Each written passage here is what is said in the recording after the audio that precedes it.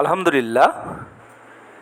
একটা অঙ্কুর থেকে যেমন একটা উদ্ভিদের সৃষ্টি হয়, তেমনি একটি সুন্দর পরিচর্যার মাধ্যমে, একটা জন্মের মাধ্যমে জীবনের জন্ম হয়।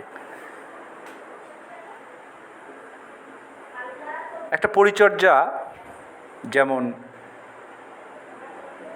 জীবনকে সুন্দর করে, একটা ভরসার জায়গা যেমন জীবনকে নিশ্চিন্ত করে, একটা বটগাছের নিচে আপনি যেমন নির্বিঘ্নে ঘুমোতে পারেন, শুয়ে থাকতে পারেন, তেমনি যদি আপনার একটা ভরসার জায়গা থাকে, আপনার জীবনটা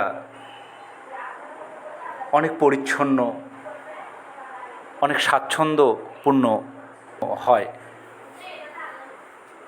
এই যে প্রকৃতি, এই যে পুকুর, এই যে মাঠ, এই যে সবজির বাগান, এই যে অদ্ভুত সুন্দর, খেয়াল করবেন যে কোন একটা শৈল্পিক আলপনা, একটা শিল্পীর নিপুণ কারুকাজ, যে যেমন একটা একটা শিল্প যেমন সুন্দর দেখায়, তেমনি এটা কারো না কারো পরিচর্যায় এই এই যে পরিচ্ছন্ন প্রকৃতিটা আমরা দেখতে পাচ্ছি, এই জলরাশি, এই ন্যাচারাল প্রকৃতি, এই সৌন্দর্যটুকু কারো না কারো পরিচর্যার মাধ্যমে হয়েছে। তো তেমনি আমরা যে জীবন, আমাদের যে এই ছুটোছুটি, আমাদের যদি একটা পরিচ্ছন্ন ভাবনা থাকতো, আমাদের যদি একটা ভরসার জায়গা থাকতো, আমাদের জীবনটাও অনেক নান্দনিক হইতো। এখানে ভরসা বলতে আমি আজকে যে কথাটা বলতে চাচ্ছি, আমার মূল টপিক হচ্ছে আল্লাহ রাব্বুল আলামিন সূরা হাদিদের 4 নম্বর আয়াতে বলেছেন, ওয়াহুয়া মাকুম আইনামা কুনতুম।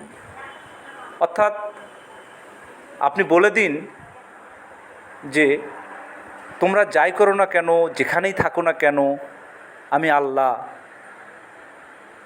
পাশে আছি এবং দেখছি। আল্লাহ এখানে শুধু কি আমাদের দেখছেন?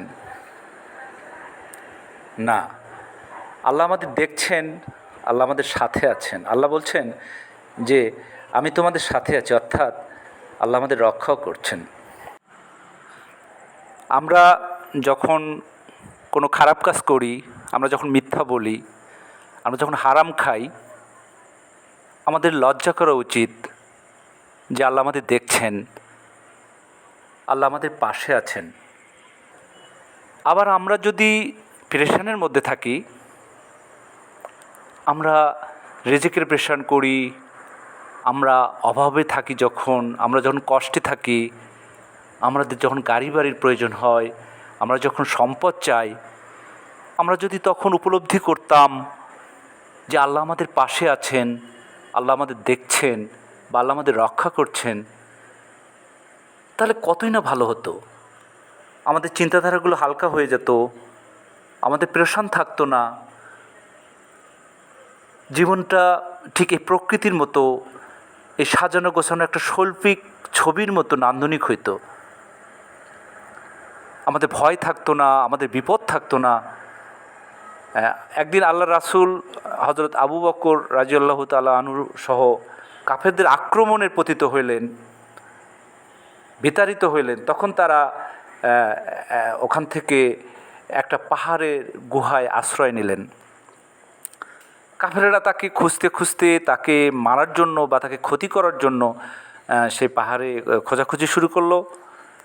এবং খুঁজতে খুঁজতে যখন তারা এই গুহার পাশে চলে এসেছে, তখন হযরত আবু বকর রাদিয়াল্লাহু আনহু অনেক উদ্বিগ্ন হয়ে পড়েন। তিনি ভয় পান যে এই বুঝি আমরা ধরা পড়ে যাই এবং কাফেররা বুঝি আমার রাসূলের ক্ষতি করে ফেলেন। তিনি আল্লাহ রাসূলকে বলেন, ইয়া রাসূল, এখন কি হবে? ওই যে কাফেররা বুঝি এসে পড়ল। তখন আল্লাহ রাসূল বলেন, হে আবু বকর, তুমি চিন্তা করো না, অর্থাৎ লা তাহজান ইন্নাল্লাহু মা'ানা, অর্থাৎ তুমি হতাশ হও না, আল্লাহ আমাদের দেখছেন। আল্লাহ রাসূল এখানে দেখছেন বলতে যেটা বলেছেন সেটা হচ্ছে আল্লাহ শুধু আমাদের দেখছেন না, আল্লাহ আমাদের রক্ষাও করছেন। তো আজকের আমার টপিক এটাই যে আমাদের ভরসার জায়গা যদি ওই আল্লাহ হইতেন, মহান আল্লাহ রব্বুল আলামিন আমাদেরকে খাওয়ান পড়ান, আমাদের ভালো মন্দর দেখভাল উনিই করেন, আমরা শুধু উপলব্ধি করি না, আসলে আমরা তার বাহিরে আমাদের কোনো কিছু করারও ক্ষমতা নেই। মাঝখান থেকে আমরা দুনিয়াবি পেরেশান নিয়ে আমাদের চিন্তাধারা গুলো করি, আমরা পেরেশানগুলো করি, হতাশায় ভুগি, আমরা অনেক ছুটোছুটি করি, হারাম হালাল এর পার্থক্য ভুলে যাই। আমি নিজে চেষ্টা করছি যে আল্লাহর ওপর ভরসা যেন আরও বাড়াতে পারি। আসলে আমারও ইমান অনেক দুর্বল, আমিও প্রেশানে পড়ে যাই, আমি ইমপ্রুভ করার চেষ্টা করছি। আমিও সবার কাছে এই মেসেজটাই দিব যে সবাই সব কিছুর দায় দায়িত্ব আল্লাহর উপর ছেড়ে দিন, টোটাল ভরসাটা আল্লাহর উপর ছেড়ে দিন। দেখবেন আপনার প্রেশান থাকবে না, আপনার হতাশা থাকবে না, আপনার দুঃখ কষ্টগুলো থাকবে না, আপনার ঈমান দৃঢ় হবে, আপনার দুনিয়াবি শান্তি বেড়ে যাবে। আমার বিশ্বাস আপনি পরকালের জীবনটাও আপনার অনেক প্রশস্ত হবে, অনেক নান্দনিক হবে, শান্তিময় হবে। ধন্যবাদ বন্ধুরা।